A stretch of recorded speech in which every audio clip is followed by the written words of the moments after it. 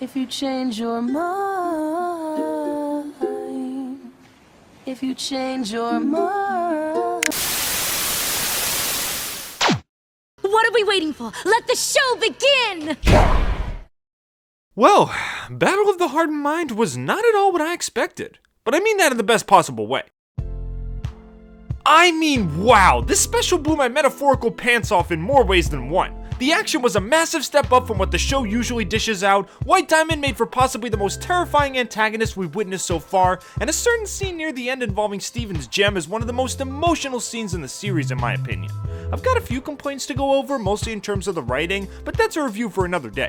Instead, this video is going to cover something I've wanted to talk about for a long time, and now with 5 seasons under our belt, I figured now's the perfect time. Pop quiz. What's one of the most talked about and speculated elements of the show Steven universe? Give up? Well, here's a hint. Fusion? Fusion. Fusion. Fusion. Fusion. Fusion. Fusion. Fusion. Fusion. Yup, fusion. Fusion, fusion, fusion. How does fusion work? What will it be like when these two characters fuse? Will this character's arc end in a fusion? We got the name of an upcoming fusion, so what will it look like? Everyone draws them, everyone discusses them, everyone loves them, and you know what? So do I. Fusions are easily one of Steven Universe's most iconic aspects, not only because of their unique designs and creative weapon concepts, but because of all the unique ways they affect a show's story. Sometimes a fusion can show off the newly formed or ever-growing bond between two characters. Sometimes it can be a climactic way to end a certain character's story arc. Sometimes entire story arcs themselves can arise from an event involving fusion. Sometimes fusions form horrific threats that can cause dramatic or even heartbreaking scenes. And sometimes even little throwaway fusions can make viewers question the future of the show's world. With 5 seasons and dozens of fusions under the show's belt, I figure now's as good a time as ever to take a look at every canon fusion in Steven Universe and give them a good old-fashioned 1 to 10 ranking. I'll be sure to factor in everything, including design, weapon, personality, plot relevance, and just general coolness factor. And in case you didn't read the title, yes, this is inspired by Jello Apocalypse's 10 Words or Less series. I'll be sure to link his channel below so you can go check him out. But in the meantime, I hope you all enjoy every fusion in Steven Universe reviewed in 10 words or less. Now, go have fun! The greatest universe in this show's universe. Besides Greg. We now return to inside the mind of a fusion. She's made of love and big loves. I want to see a giant woman too! Show her more! Pearl fused with Rose just to spite Greg. That's cold. Moral of the story, don't get on Lapis's bad side. Steven and Amethyst's loving bond personified. With radical yo-yo tricks! A legitimately scary fusion followed by a real tear-jerking moment. The cinnamon roll of a gem needs hugs! Stat! Not the best off color, but charming enough. And the award for cutest 8-second appearance goes to... I'm a male fusion, y'all! Nicki Minaj as a gem? Please don't have a song. I'd watch Sardonyx tonight over Full Frontal any day. Remember kids, knowing is half the battle. G.I. Stone! It's like a ruby, but bigger! When your gem moms combined, I am Captain Alex! So terrifying that even Garnet loses her cool. It's like a ruby, but bigger! Giant magma sword forged from mouth. No other words needed. Fluorite, you're a sweetheart. Just don't work at the DMV. Redeemed with an arm wrestling match. Mostly. So this is the time when I'd usually go over my top 5 and bottom 5 picks for best and worst fusions, but to be honest, I don't really hate any of the fusions I've shown today. Some have certain flaws I could go over. For instance, the cluster was the centerpiece of one of the most anticlimactic arcs in Steven Universe's history, but at least the writers had the decency to bring them back during the battle and reunited, showing that its story arc wasn't a complete waste of time. Opal doesn't have as much personality or screen presence as someone like Sardonyx, but that's mainly because she barely appears in the show, except for one episode and a few small cameos. I can't really call these fusions the worst, just because of 1 or 2 issues I have with them. So instead, I'm just gonna make this a straight up top 10 best list. Same amount of spots, but double the positivity. Let's do it! Number 10, Rainbow Quartz 2.0. Everything about this fusion is just pure genius. Combining Steven's fun-loving goofiness with Pearl's refined elegance gives us a joke-cracking Mary Poppins complete with British accent and rainbow stream parasol. Not only is the idea of fusing Pearl's spear and Steven's shield to make an umbrella really clever, but the fact that we have our first canon male fusion opens up some doors for future gem combos. We still have yet to see what Bismuth, Lapis, and Peridot would form with old Stevie Boy, so I'm keeping my fingers crossed. Sadly, Rainbow 2.0 was only on screen for less than a minute, so we didn't have too much time with him, but for what we got, I'd give it a big thumbs up. He's not as much of a looker as his previous incarnation, but he was definitely a reveal worth waiting for. And speaking of awesome fusion reveals, number 9, Obsidian. After countless predictions and name teasings, Steven, Garnet, Pearl, and Amethyst finally fused together in the Season 5 finale, and it is glorious. Her design is amazing, with a black ash-like color scheme and magma-filled cracks running across her body like veins, and if that wasn't enough for you, Obsidian forges her own longsword by dipping a handle into her magma-filled mouth. If that doesn't make you jump out of your seat from sheer awesomeness, I don't think anything will. Plus, it's clever to have her character emulate the look of a volcano, because for those who don't know, obsidian is an igneous rock formed from the quick cooling of liquid magma, creating a sort of volcanic glass. See? Earth Science class wasn't useless after all. She doesn't have a lot of personality or screen time to speak of, but for a fusion that the fandom has been waiting multiple years for, it paid off in a big way, and helped to contribute to one of Steven Universe's best action scenes ever. And hey, at least now we know where the Crystal Temple's design came from. Number 8, Topaz. Even in the clutches of certain doom, you're happy to have each other. Wait, that voice came out of that? Aw, I just want to hug her now.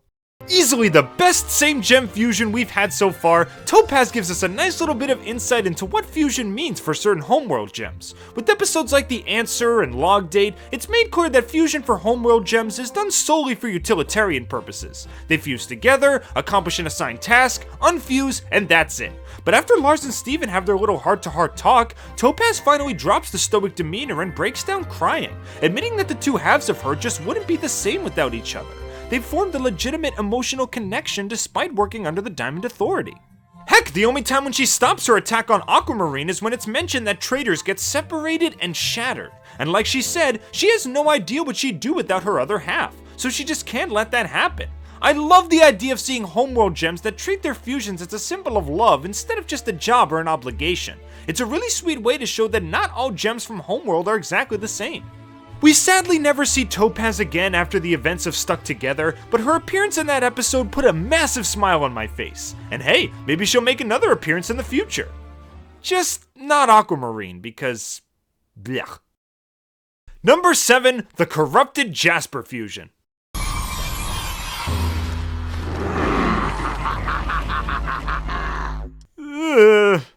This might seem like an odd pick for the list since there's nothing super special about the fusion itself. It just looks and acts like every other gem monster our heroes have fought before, but with Jasper's face slapped on it. Big deal. But I'm not here to talk about the fusion itself, I'm here to talk about the aftermath that the fusion causes, complete with a really tense and scary corruption scene and a deep nosedive into Jasper's character. Remember, I said plot relevance counts on this list, and this is a pretty pivotal moment in the story. Up until the events of Earthlings, I'm sure a lot of people probably didn't think much of Jasper, simply seeing her as a villain of the week who can imitate Sonic the Hedgehog and not much else. But everything in this episode, from the desperation she shows while fusing with a corrupted gem, to the speech she gives when she's at her lowest low, truly prove just how hard she's trying to compensate for her own feelings of inferiority. Despite popping out as the perfect soldier, Jasper is ashamed to have been born on such an inferior prison of a planet, leading to constant attempts to prove her superiority.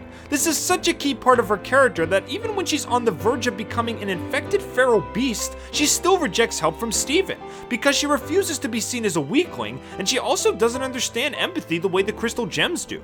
The fusion itself may not be anything special, but the corruption that followed really drew me to Jasper's character, and made me realize all the unique little tidbits I may have missed in previous episodes. Much like all of Jasper's fusion attempts, this one didn't go over very well, but it made her last major appearance a really memorable one. Number 6, Malachite. This is the rare case of a fusion that is both physically terrifying and also psychologically terrifying. Malachi was formed not for love or for job fulfillment, but for imprisonment. This is Lapis forcing Jasper to stay fused with her in order to stop any more pain or destruction that she might cause. And when you look at the fusion as a whole, forced is definitely the word I would use to describe it. When you think of harmonious fusions, you think of gems in perfect sync, with forms that combine features from both individuals into a seemingly unbreakable form, with a signature voice and weapon to match. You know, just solid defined structure of some kind. But Malachite is anything but solid. She has no unique voice of her own and instead just cuts between Lapis and Jasper's voice depending on who's gaining control. She has a very monstrous and terrifying design, which kind of reminds me of the cluster fusions, which were other creatures that were forced together against their will. Heck, there are even moments where the two of them try to force the fusion apart, which we rarely ever saw happen in the show up to that point. All of these factors combined make for a really unique, creepy, and effective type of fusion that makes perfect sense for the reason it was done. But if you look deeper than just the aesthetics, you'll also find a key factor in Lapis's growth as a character. Malachite, in my opinion, is the personified form of Lapis's destructive outlet. After all the abusive treatment she's gotten throughout her life, she formed the desire to hurt others in return, even admitting that she enjoys what she did to Jasper in the episode Alone at Sea. While I can't speak from personal experience, I hear a lot of abuse victims search for outlets for their sadness or anger, so I think the idea of personifying those feelings as a fusion is a really interesting one. But the real crowning moment of Lapis's character is when she refuses Jasper's offer to become Malachite again, wanting to break the cycle of abuse once and for all and showing some real personal growth for our favorite water gem. So yeah, Malachite not only has a great concept and fitting design, but the episodes involving her put Lapis in the spotlight and give her some much needed development. If that's not an effective use of a fusion, I don't know what is. Number 5, Sardonyx. Coming this summer of 2019, the most anticipated production in all of Gemkind, starring a fusion that is charisma incarnate. Sardonyx stars in The Greatest Show Gem. Despite only having 2 episodes of real screen time, the Crewniverse actually managed to mold Sardonyx into a pretty well fleshed out character. She's got a great personality, acting like a flamboyant master of ceremonies a lot of the time with a ton of stage presence and energy, all while having a bit of a cockiness and a high opinion of herself. The arc involving her gave us a great look into Pearl's self-deprecating issues and the difficulties Garnet faces as the team leader, and only when they finally talk it out are they able to fuse once again and return things to normal. But I think what makes Sardonyx shine brighter than those below her on this list is that she herself actually gets development at one point. Yup, not just the components, but the fusion herself actually goes through personal growth. And to prove this, look no further than Know Your Fusion. For the record, I adore this episode. It's funny, it's charming, it's got some great references, and it allows 2 fusions to just interact and be their own characters. During the episode, Sardonyx sets up a bunch of trials to try and show off Smoky Quartz's full potential, all of which present pretty bad results. And by the end, she realizes that this little production of hers did nothing but hurt Smoky's self-confidence. Sardonyx basically stole the spotlight and made herself the center of attention, when in reality, she should have just toned things down and let Smoky be herself. This is an amazing idea because, as I mentioned before, Sardonyx does have a bit of an ego on her. I mean, her premiere appearance in Cry for Help literally has a scene where she just lists off positive adjectives about herself. That's pretty prideful if you ask me. But in this episode, she comes to a realization that sometimes she needs to stop being such a showgirl and just start being a good listener. And it's evident in the final scene that this lesson managed to stick as we see Garnet and Pearl just letting Steven and Amethyst do their own thing. Hopefully this isn't Sardonyx's last show, because I'd be more than happy to see her again. Elegant, powerful, and occasionally known to smash. Her words, not mine. You can be sure that when Sardonyx steps on stage, the audience will go nuts. Number 4, Smoky Quartz. A lot of the things I said about Sardonyx are present here as well, but to a much more interesting degree. Obviously, combining Amethyst's laid-back and playful personality with Steven's goofiness and childlike tendencies creates a silly, sarcastic jokester with plenty of one-liners and a yo-yo for a weapon. Yup, you heard me, a yo-yo for a weapon. Do I even need to say how perfect that is? Taking a literal toy and using it in combat not only makes for some enjoyable action scenes, but again, it's perfectly in line for a fusion that merges the 2 biggest fun lovers on the Crystal Gem team. I was initially kinda off-put by her 3-arm design, but it eventually did grow on me. In some cases, you can even say her non-symmetrical body is a way to show that Steven and Amethyst are both kinda oddballs when it comes to personality and origins, so having an odd number of arms in their fusion kinda complements that. But I'm pretty sure we can all agree that the best part about Smokey is how they used her to cap off Amethyst's main character arc. To be fair, Amethyst has had points of growth as early as Season 1, and they've made very subtle but noticeable returns in future episodes. But the primary flaw of her character is truly tackled in Season 3, where she needs to come to grips with the fact that she'll never be a perfect gem or even a normal gem, and instead she just needs to focus on being the best her that she can be. And only after Steven helps her realize this do they combine together and form Smoky Quartz. It was an amazing moment for the show, and was one of the biggest steps on Amethyst's road to becoming the most mature crystal gem. Heck, even Steven agrees with me on that front. I think you're officially the most mature crystal gem. A chubby and silly kid with a yo-yo on the outside, but a loving and ever-growing friendship on the inside. What's not to love about this 2 tons of fun? Number 3, Stevonnie. I think Garnet best explained things when she describes Stevonnie as an experience. To be fair, all fusions are meant to be an experience, that's part of the big picture. But Stevonnie is presented not only as something new for Steven and Connie, but as something new for us as well. As soon as the 2 of them fuse and we get a taste of what they've created, it's not shown to us immediately. It starts off with a POV shot, then a panning shot, and then finally the face reveal.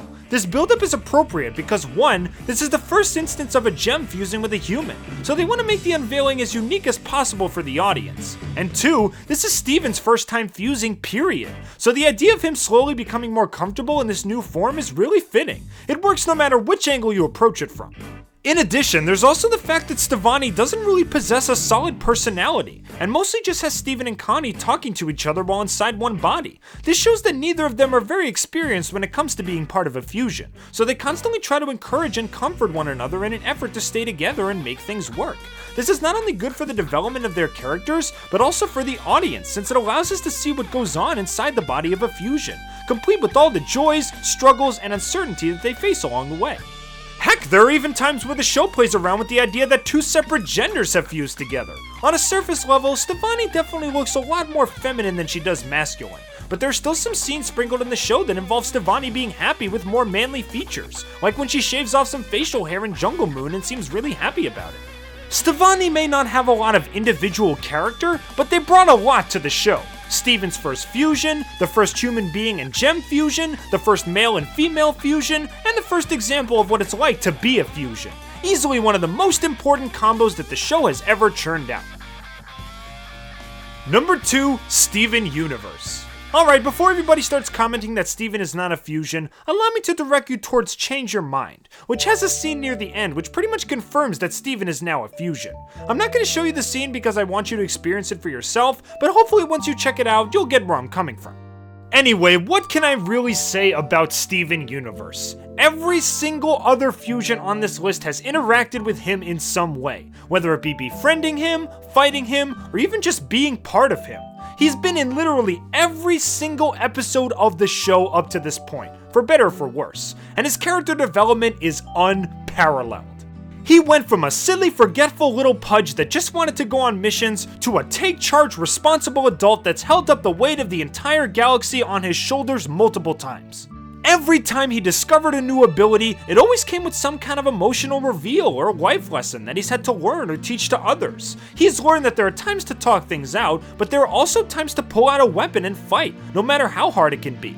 The image of his mother kept changing right before his eyes, from an immaculate leader of a rebellion, to a murderer who shattered a diamond, to the actual diamond itself in disguise, and he has had to accept it every single time. He's gone through dream sequences, emotional breakdowns, and even the death of loved ones, and he's come out stronger because of it. And yet, even through all of this chaos, he's still no stranger to cracking a joke or singing a song on occasion. Always nice to see a character that can keep an optimistic outlook on life, even with so much madness going on around him. Honestly, a character study of Steven and his growth throughout the series would take up its own video. But just to sum up, seeing just how much Steven has grown, in more ways than one, has been an absolute pleasure all throughout the series. However, despite Stevie Boy's impressive track record of development and feats throughout the show's history, I wouldn't exactly describe him as the ultimate fusion. Oh no! That honor goes to, say it with me now, Garnet. Yeah, let's face it, you all saw this coming. Even before the audience knew Garnet was a fusion, they had already fallen in love with her awesome personality. Her ability to keep a chill demeanor and calm down a lot of tense situations within her team, her aggressive fighting spirit during battles or competitive events, and her passing of maternal love and wisdom onto Steven made her endearing for many Steven Universe fans during the first season, and also earned her the title of Best Gem Mom. But after her true identity as a fusion was revealed, her personality not only became more vibrant, but when you look at what gems make her up, you understand where most of her iconic traits come from. Her ferocity in battles and other situations comes from her hot-headed ruby half, and her more reserved diplomatic side comes from her level-headed sapphire half. They're polar opposites for sure, but they manage to complement each other to form one single balanced being. Though notice I said balanced, not flawless, because while Garnet is able to keep her composure pretty well, she still has her own issues to work out. For example, she sees fusion as a very personal and emotional thing, and when other groups like Pearl or Homeworld don't treat it as such, she can often go into fits of sadness or anger which can cloud her judgment. Being the leader of the Crystal Gems often puts a lot of pressure on her to try and fix the internal conflicts that sprout up, and she does admit that it can be a major pain sometimes. While her non-emotive moments can make for some big laughs, it's always nice to see them balanced out with some big tearjerkers as well. In addition to fixing her flaws, Garnet's entire personality has been blossoming as the seasons have gone by. Instead of constantly being stoic a lot of the time, she's been more comfortable with outwardly expressing her feelings to Steven and the other members of her team. She starts becoming a lot more warm and welcoming to other people she meets. Heck, that scene in Log Day where she offers to fuse with Peridot is one of my favorite moments in the show. We even get episodes that help to flesh out her two halves. Keystone Motel and The Answer rank up there as some of my favorite episodes in the series just because of how entertaining Ruby and Sapphire can be, both from a comedic and emotional standpoint. While Steven has technically had the most screen time, Garnet is the living embodiment of the perfect relationship and the perfect fusion. Not perfect in the sense that it has no problems, but perfect in the sense that the people in it work through their problems and come out stronger because of it.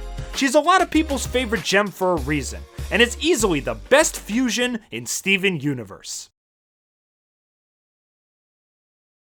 Well, that's all I've got for you today. Let me know in the comments who your favorite fusion is. Subscribe for more Steven Universe and cartoon videos, and I hope you all enjoyed yourselves. My name is Pat, and I hope to see you all real soon.